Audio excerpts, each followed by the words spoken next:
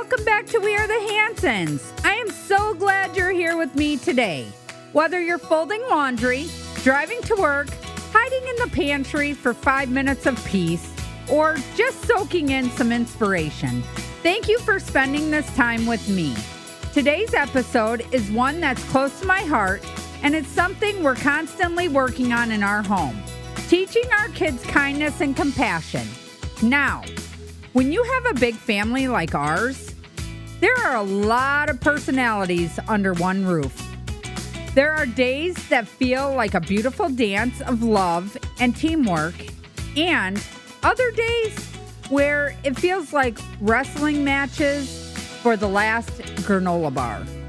But through it all, what we try to build into a very bones of our home is a spirit of kindness, empathy, and looking out for one another. Let me take you back a bit. When I first became a mom, I was young, and I remember thinking, I want my kids to be good humans for more than I want them to be anything else. Sure, I want them to be smart, successful, confident, but above all that, I want them to be kind. I want them to see someone hurting and offer a hand. I want them to think beyond themselves. I want them to be the kid who invites the new student to sit with them at lunch, the teen who stands up when someone's being bullied, and the adult who leads with heart. I think I've already accomplished that because, one, my daughter, Morgan, she was in a group in school called Stand for the Silent. That was a group that helps kids that are getting bullied. Anybody that's getting bullied can go to that person or one of the members of the group and ask them for help, and they will help. But that doesn't happen. None of this happens by accident. Your kids are taught kindness and compassion. Let me walk you through how we do that in our home with some of the real stories, messy moments, and lots of trial and error. Modeling starts with us as parents. Kids are little mirrors, and in our home with 13 little mirrors, it's humbling how fast they pick up what we say and do. If we want them to be kind, we have to show them kindness, not just to them, but to each other, to the cashier, to the neighbor whose dog barks too much, even when we're frustrated, especially when we're frustrated, I should say. I remember one time at the grocery store, one of the kids asked, "Why did you let that lady go in front of us when she had a whole cart and we just had milk?" And I told them because she looked tired and maybe she's having a hard day. That moment stuck. Now I've caught our kids doing little acts like that without even telling them to. Correcting behavior with heart is another thing.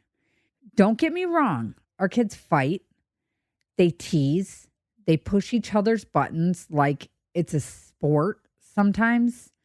But when it crosses a line into unkindness, we don't just say sorry. We ask questions like, how do you think that made your sister feel? Or what would you want someone to do if that happened to you?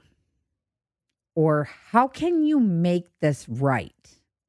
We want them to step into someone else's shoes. That's the heart of compassion. And sometimes that leads to the most honest, raw conversations, sometimes tears, and sometimes real apologies, not just words, but a hug, a gesture, a change in behavior. I have seen this so much with my kids. My kids used to tease each other about being chunky, having big teeth. When I hear my kids tease one of their siblings about their teeth or being chunky or having a big head. I'm that parent that will say, we don't say that. That is not acceptable. That will not happen again.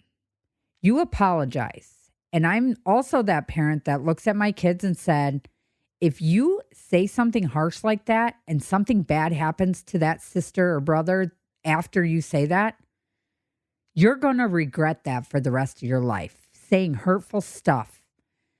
You don't ever want to say hurtful stuff to your siblings. My kids now see it. The little ones still kind of do it, but it's not as bad. But it's things that come out of their mouth. I also tell them, if you can't say nothing nice to somebody, don't say nothing at all. And I've caught my younger ones saying that to their siblings or friends. In a big family, it's easy for the loudest or most dramatic moments to get all the attention. But we make a point to catch them being kind and call it out. I saw the way you helped your brother with the homework. That was awesome. That is one thing I say a lot. I also say, you were so patient with your sister today. Thank you. Here's another thing I say a lot is, that was really mature of you to walk away from an argument. That shows real strength. Kindness isn't always loud. So we make it loud by celebrating it. We also believe that compassion grows when kids get to step outside their bubble. We try to involve them in acts of service, whether that's helping a neighbor, donating their toys, or even their outgrown clothes, or making cards for someone in the hospital. One time, we ended up giving a homeless woman some blankets because she had came knocking on our door asking for food, money. She did say she would work for it. She also asked for blankets because they had nothing and they were cold. So we did donate blankets. We donated a bunch of the kids' toys that they had outgrown and clothes. So now when my kids outgrow something or don't want toys, that is the first thing they say is, can we donate these to somebody that doesn't have a lot? Or can I give a little girl my clothes that don't fit us? We also talk a lot about feelings. We normalize them. When they're sad, we don't rush to fix it. We sit with them. We validate. We use words like, that must be really hard. And when someone else is upset, we ask, what do you think they need from you right now? Over the weekend, my little Anna had hit a very sad point in the weekend. She asked me if she could call her grandma Darlene. It is her great grandma, but we don't call them great grandma. We just say grandma. And I looked at her and I told her we couldn't call her because she's in heaven and heaven does not have a phone. And she was really upset and started crying. And I explained to her, I'm sorry. If we could call her, I would be letting you call her every day. And I just explained to her why we couldn't call her. It did help a little bit. She decided that she wanted to call her other grandma. So I made the phone call and let her talk to her other grandma. And then on Sunday, the same thing happened. And she was crying and sad. So she went through an emotional weekend.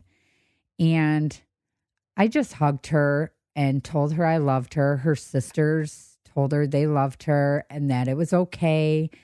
And even though there's not a phone in heaven, she could still talk to Grandma Darlene, just speak out loud and talk to her that way. Granted, she wouldn't get a response back, but at least she'd be able to tell her what she needed to or what she wanted to.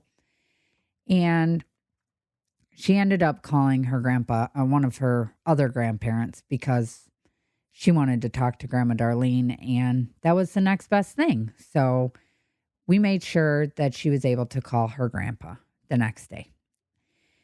We role play situations before they happen, like, what could you say if you see someone eating alone?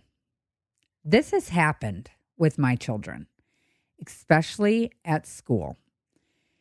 Every time somebody was eating alone, my kids would always either go and sit down with that person or ask that person to sit with them for lunch. My kids are very kind-hearted children, and no matter what anybody else thought of that child that was sitting alone, my kids were one to step up and sit with that child. Another thing is, how can you handle it if someone's being mean to your friend? My kids have always stuck up for their friends and kids that didn't have a voice of their own, which makes me proud as a parent. I always tell my kids, you never ever bully anybody because you don't know what it's like in their home or what they're going through or their daily life. We don't know that. So you never ever bully somebody. I always have told my kids, if someone is picking on you, you have a right to defend yourself. If they put their hands on you, you need to stop it right then. So when they see somebody getting bullied, my kids are the first one to speak up. Always been that way. Another one is, what if your friend's having a rough day? How can you check in? You stop them and ask them how they're doing and if they're all right. You can call them. You can video chat them. There are many ways to check in on your friends if you think something's happening. And my kids do that. My kids always check in on their friends. It's not about perfect responses. It's about giving them tools, giving them language, and making kindness a reflex. And when they come home with stories, good or bad, we talk through them. We don't always solve it, but we always make space for it, if that makes sense. Here's the thing. Kindness isn't something you master and move on from. It's a practice. It's a daily choice. And yes, there are days we all get it wrong. I lose my patience. The kids lash out. We say things we regret. But even in those moments, we circle back to compassion. We apologize. We reconnect. We remind each other of who we are and who we want to be. And over time, it shapes them and it shapes us. So to every parent listening who's wondering if the constant reminders, the endless conversations, the use kind words and try again moments are making a difference, they really are. It's slow work, but it's holy work, if that makes sense. In our family, kindness isn't a rule. It's a culture. It's how we live. It's how we love. Thanks for being here with me today. I'd love to hear how you're teaching kindness and compassion in your home, too. Send me a message on our Facebook, We Are the Hansons, or drop me an email at wearethehansonsshow@gmail.com. And please go subscribe to our We Are the Hansons YouTube channel. And if no one's told you today, you're doing a great job. Keep going. Keep leading with love. Until next time, this is We Are the Hansons. Take care of yourselves and each other.